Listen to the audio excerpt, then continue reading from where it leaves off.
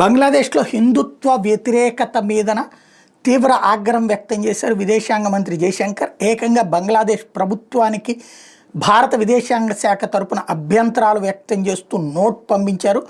దానికి కారణమైంది ఏంటంటే, మొన్న ఒక హిందూ ఆడపిల్లని రేప్ చేసి పబ్లిక్గా వీడియో తీసి దాన్ని కాస్త సోషల్ మీడియాలో వైరల్ చేయడానికి అక్కడున్న పబ్లిక్కే ఆ రేప్ చేసిన వాడిని కొట్టారు, కానీ వాడిని అరెస్ట్ కూడా చేయించారు. అట్ ద సేమ్ టైం వాడు బహిరంగంగా అత్యాచారం చేశాడు.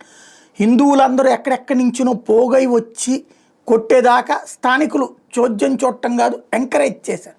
ఇప్పుడు ఈ అంశం హిందువుల పట్ల అక్కడ అనుసరిస్తున్న వైఖరి ఏంటని నిలదీశారు. బిఎన్పి లింక్డ్ తీవ్రవాదులు ఈ కార్యకలాపాలకు పాల్పడుతున్నారు అన్నటువంటి విషయాన్ని హైలైట్ చేశారు.